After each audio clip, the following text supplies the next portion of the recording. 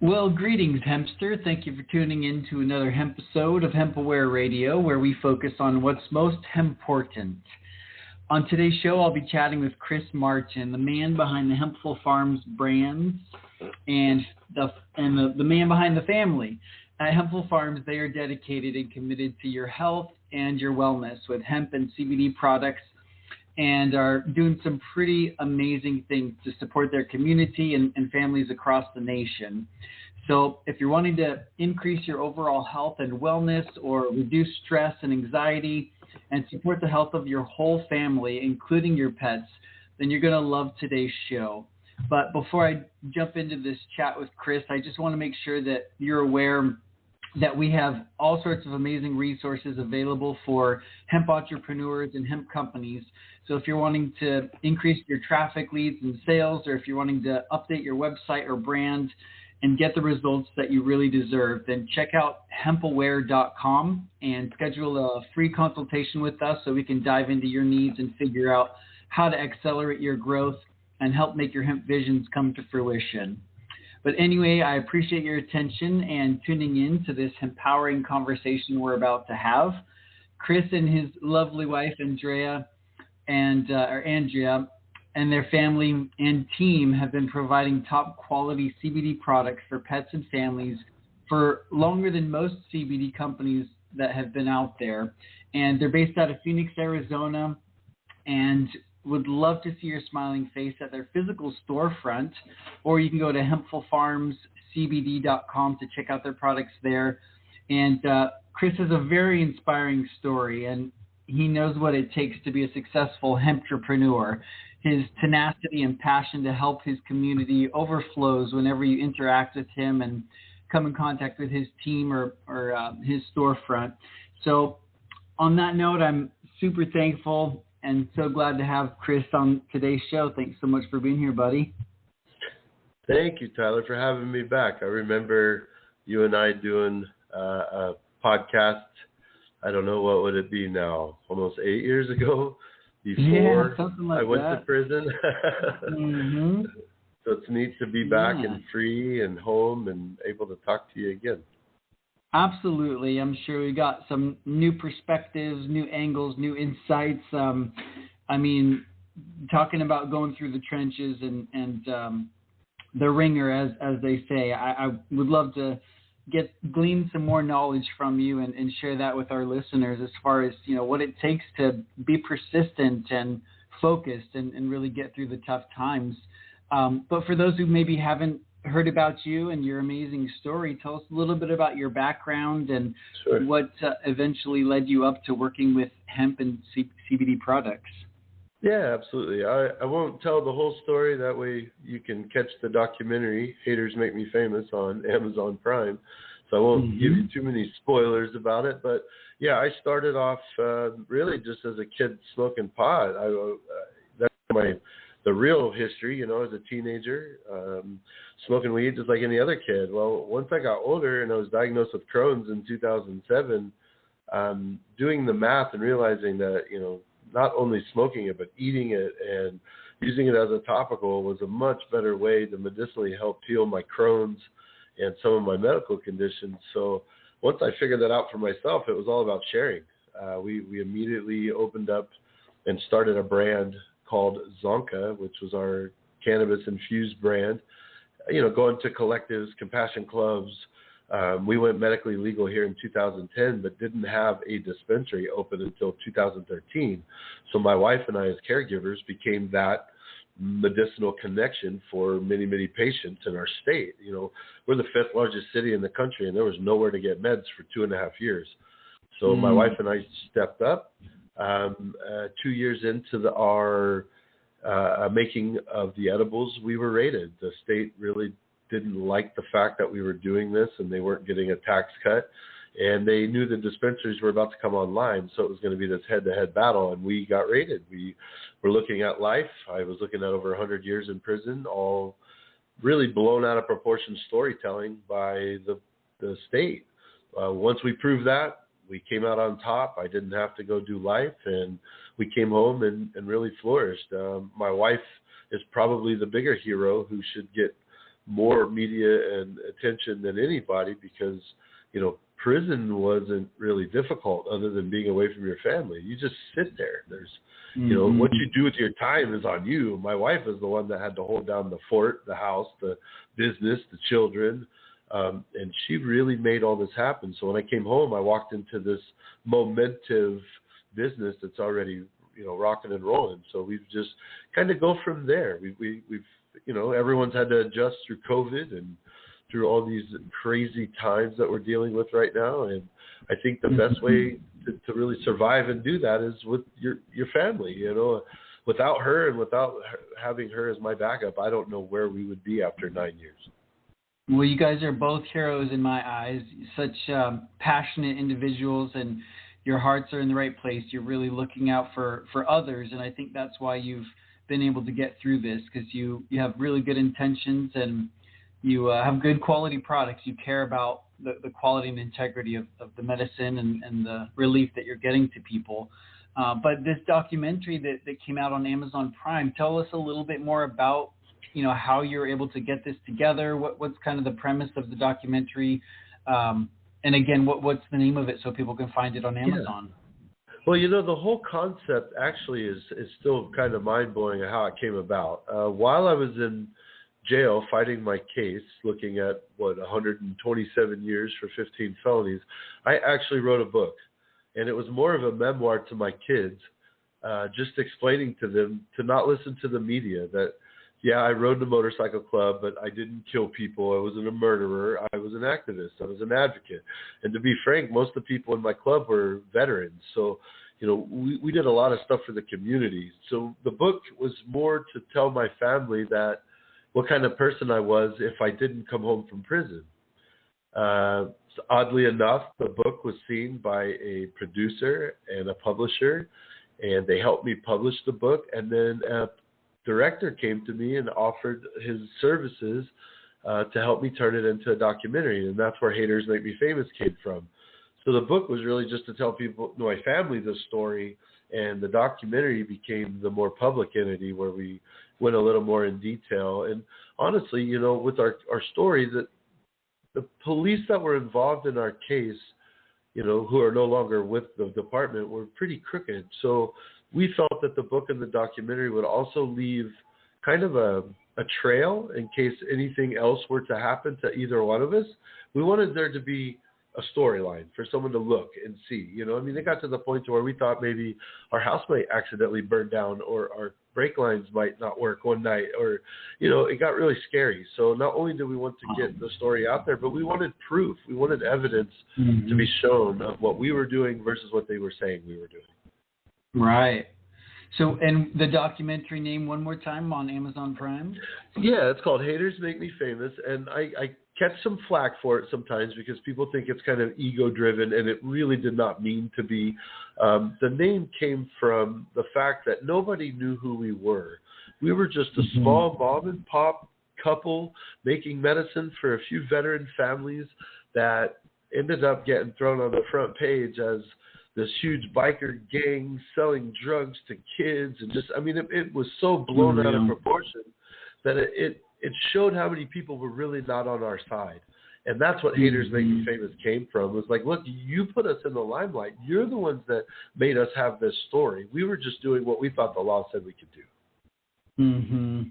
Unbelievable. I'm so thankful that you were at the right place at the right time, that you took the time. Obviously, you had the time to write that book, because you did the time, and you had this opportunity to put it into a documentary, and you did, and that's really commendable.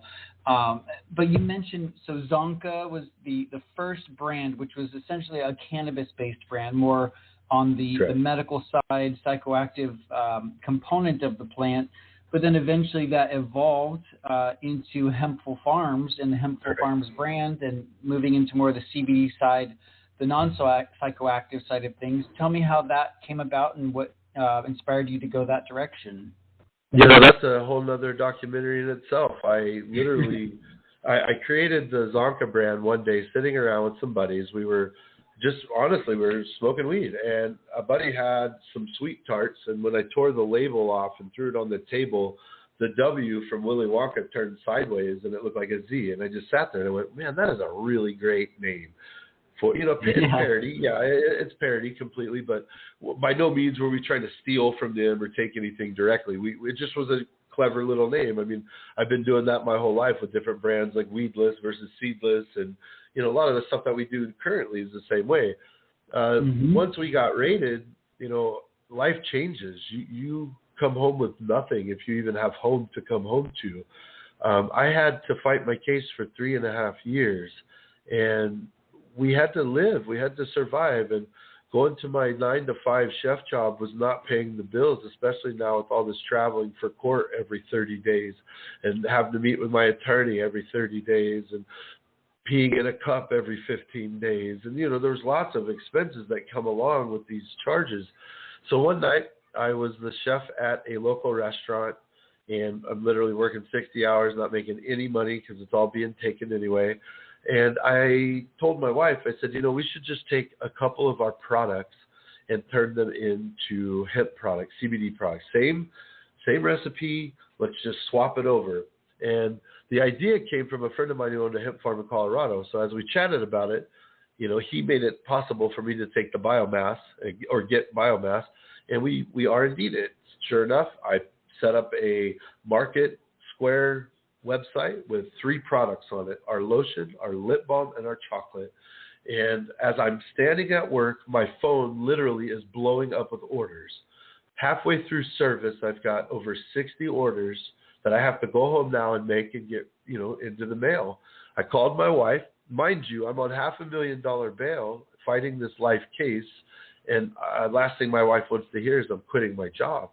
I told her, look, I have to make a choice. I have to either commit to this so that way you have something if I don't come home from prison, or I'm going to sit here and flip pasta all day long and have nothing and get sentenced and never come home. So she said, look, I trust you. I've trusted you this whole time. And we never looked back. I walked out of my job 9 years ago. We've had Hempful Farms up and running since that day. And it's just been a blessing. It's been, a power bigger than me in control. And we are just very thankful that we even here, almost 10 years later, like you mentioned, not many people have that opportunity to be here after all we've seen and this much time. So, we just thank you. And Hempful is what it is. We are a small mom and pop manufacturing company. We try to make the best products on the market that we know how to make. And that's really as simple as it is. We are seed to shelf, and we part own a couple little farms where we can create biomass that keeps our prices competitive. So I don't have to raise my prices and be super expensive compared to some of these bigger guys. That's awesome and super inspiring. I mean, to make a decision like that, the word decision means to cut off all other options. And you jumped in, and your heart, your faith, I mean, it is just super inspiring to hear that and to know that when we jump, the ground will be there when we have that faith. And obviously that's the story for you guys. And so you started out with the lip balm and the chocolate, and you've evolved into a lot of other different products, including paw putty and Yep. all sorts of amazing products for the whole family. Tell us a little bit more about the Hempful Farms product line and some of the products that you guys have to offer and how people are using them. Early on, when we realized that we were going to have some success in this space, my son came to us at about 9 years old. He's 17 now. But he said, Dad, we have a big Rottweiler, and he limps pretty bad. And do you think that hemp or CBD would do anything for him? And I said, you know what, man, let's make a treat, and let's see what we can do. And it worked. It helped him. And just my son being as creative as he was, plus, being a victim of our raid, he took to YouTube and he took to online because it helped him deal with the PTSD from the raid. And when he realized that brand was not only helping his dog, but other people's dogs, he fell in love with it. So I decided to take Paw Putty and Weedless, which is our smokable brand, and every brand that we've created and separate them just in case I didn't come home.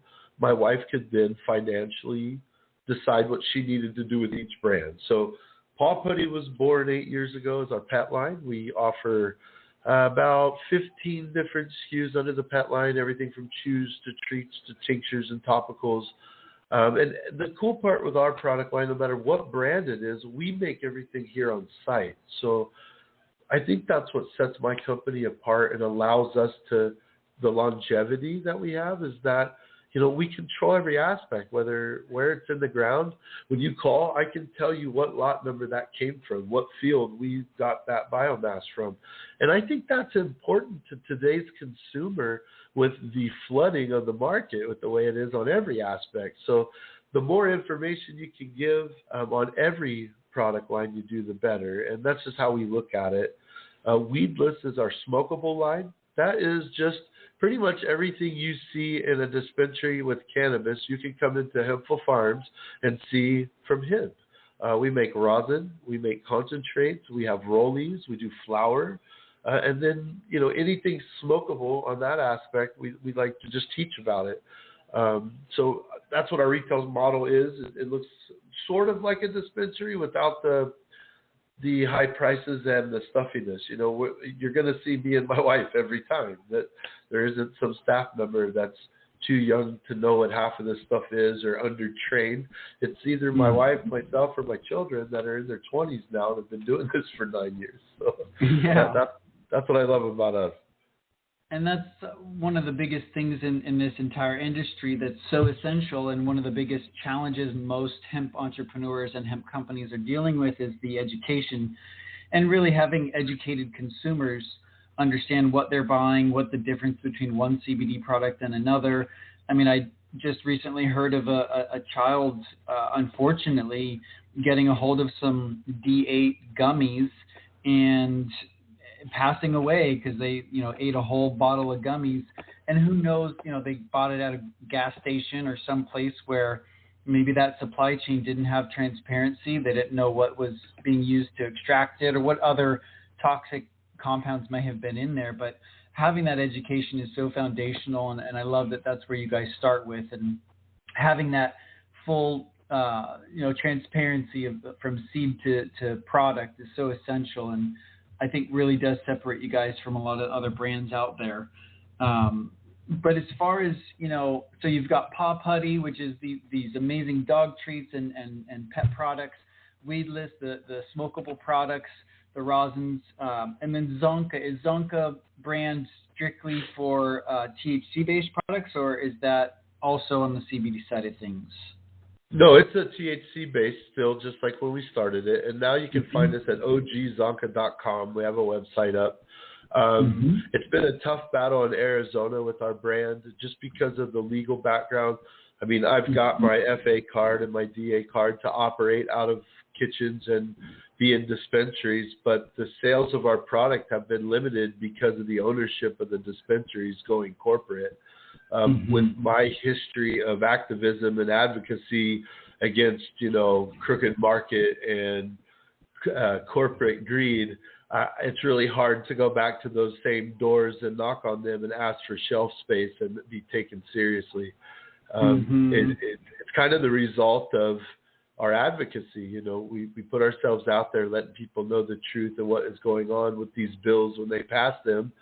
And on the other end of the spectrum, they've decided not to purchase our products anymore. So we're in kind of a fork in the road where we are looking at a rebrand on one aspect, or maybe even just launching nationally and doing some legal agreements in other states to have the manufacturer for us there. Nice.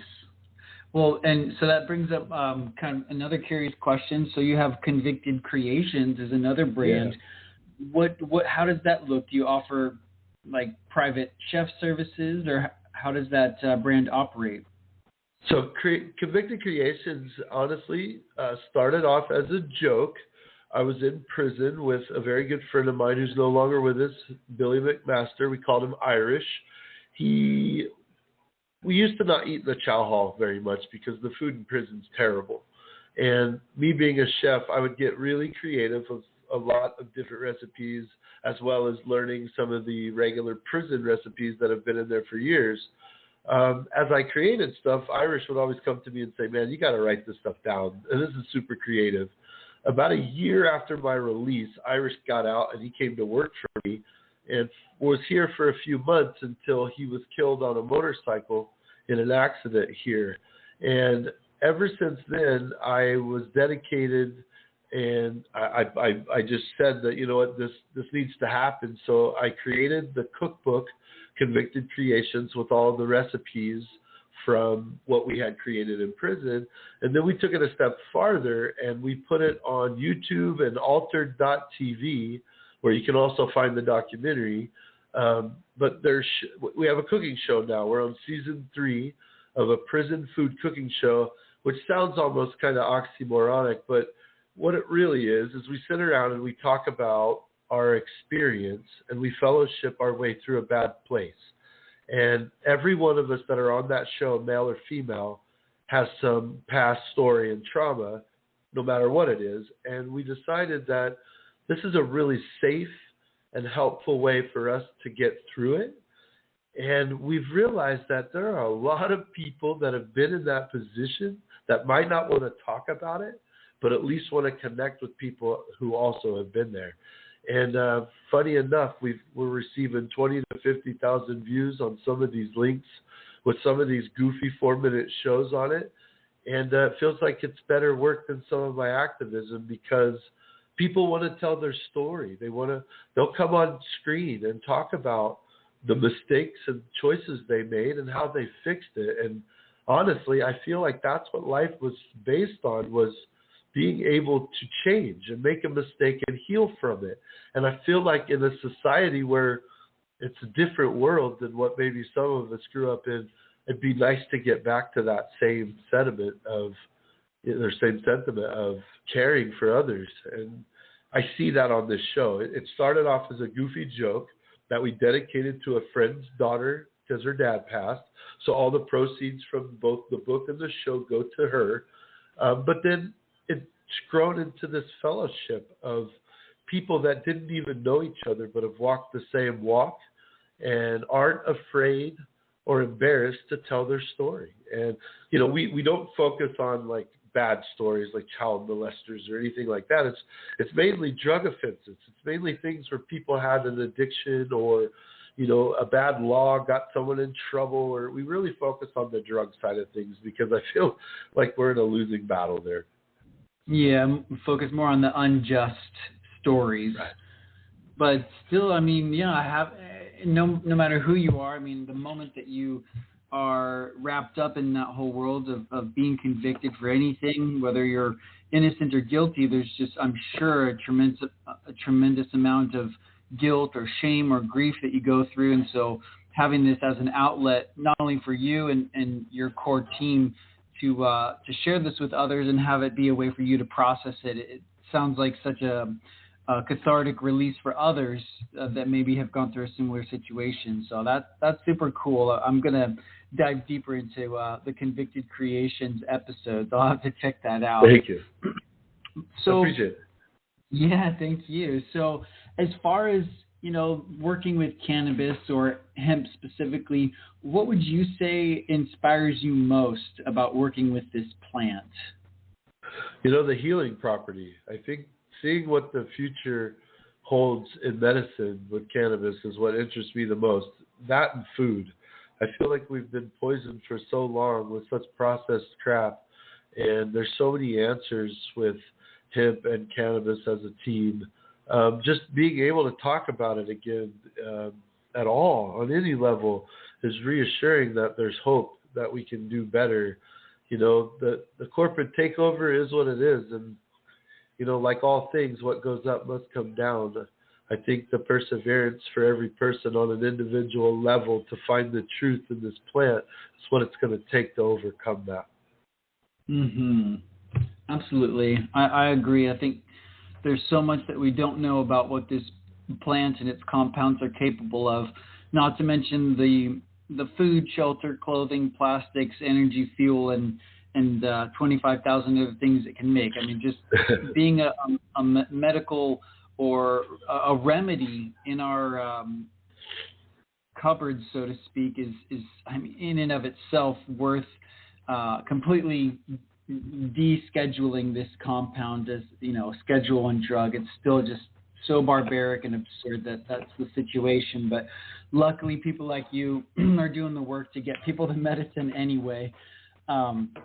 But you are a hemp entrepreneur at heart. I see you as, definitely one of the leaders in this community. And so obviously going to prison is maybe one of the biggest challenges anyone could ever face. But as it relates to business and entrepreneurship, marketing, branding, what would you say are some of the biggest challenges that you have faced with your company or with your brands? And how were you able to, work through some of those challenges and overcome them? Man, that could take a whole show. I feel like it might be easier to answer what we haven't seen yet, only because where we're at right now, there is so many things that when you look back and think of, from banking to processing and using a processor to just being able to build a website. I mean, one of the latest things we just overcame, was hiring a marketing team and a website team. We hired this team, and I'm the kind of person that I stay in my lane. I do what I'm good at, and I let other people do what they're good at, and I hope synergistically that we mesh together and it rocks. And I feel like sometimes because of that thought process, I get burned more than I probably should or more than most. But this team came in and had a great written game plan about marketing and subscriptions and affiliates and all this great stuff that I thought was really going to help us out. Well, at the beginning, it started to seem like it was going to work, but the team had set up a bot to where anybody who shopped on my website prior to their taking over, if they were to use any one of their promo codes, then a % was going straight to them for the sale. Now, I'm not opposed to the affiliate bringing in new sales, but when you're taking a fee from a customer that's been here 7 years shopping, I kind of have question with that.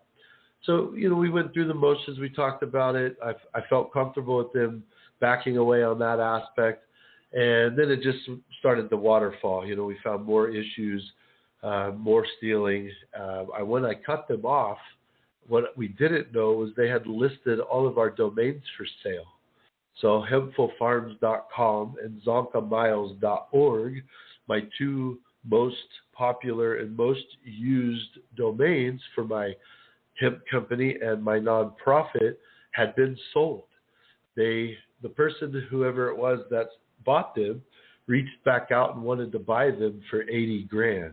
So all it said to me was inside job from the beginning, but it let me know that, you can't be as forthcoming and trusting as you want to be when it comes to this business. People will tell you what you want to hear to make sure they get what they want. So protecting yourself contractually, having a lawyer and legal team in place that's willing to not only just say, yes, that's a good contract, but willing to back it up if it goes wrong. Those are just some of the few things I've learned over a long, tumultuous career in this industry. And I'd say that the second thing would probably be just the competition. Competition is fierce and furious, and you have to be willing to think outside the bong, like we say here at Hempful. Think outside that box and jump and be willing to take those leaps of faith on some items that you might not normally do, because I don't know, for us it was a home run. It really was. Well, I appreciate that, and it's absolutely essential to do that vetting and really understand who you're working with, and like you said, that your contracts are clear, you understand what the exchange is, that you have full control over all of your assets, whether it's domains or products or sales coming through your site. You need to have as clear of a picture of all of that and complete possession of it. So that's a big lesson to learn, and hopefully others can learn from your experience on that. Absolutely. So I've asked you kind of what inspires you most and about all your products and brands. And as far as, the most rewarding thing about working with hemp and delivering hemp to your customers, what would you say the most rewarding thing for you is? It works. It works. Mm-hmm. I don't need these crazy sales pitches or, flashy signs or this crazy marketing plan, which, some of those things obviously help SEO and drive traffic, but the product sells itself. Like, literally, I get more people that come through my door, and the first question we ask everyone as we ring them up are, how'd you hear about us? And the number one answer is referral. My neighbor told me. My mom told me. My brother told me. Someone used it and it worked. That's the number one most, I guess, rewarding thing about anything we do is when they walk back in my store and go, my dog didn't have a seizure.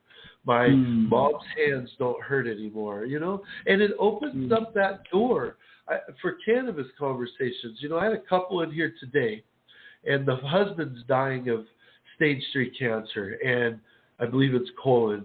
And he was a Catholic raised and very strict growing up that, cannabis was a drug, and if you're in recovery and you use cannabis, then you lose your recovery. So he is going through this mental battle right now where Oxycontin is okay because the doctor gives it to you even though he's addicted and gets dope sick every 4 hours. But God forbid if he takes an RSO capsule or smokes a joint, then he loses his 36 years of recovery.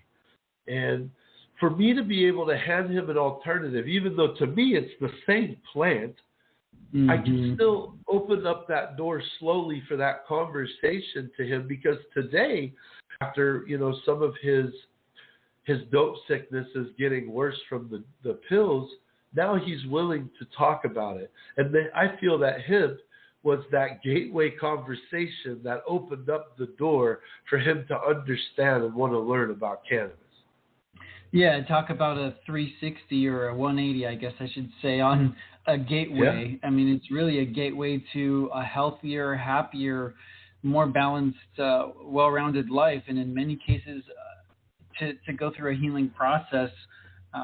So that's super inspiring, and I appreciate that, and I totally agree. And may our listeners take heed to that insight that what your customers share with other prospects is way more powerful than anything that you could tell them. So word of mouth and getting testimonials and using those to offer your products is definitely one of the best ways to market your business, and it's free. Yeah. As long as you're pouring your heart and your quality, your attention into producing quality products, and you're constantly looking at ways to improve, people are going to experience that difference. And like you said, they're going to share it with others.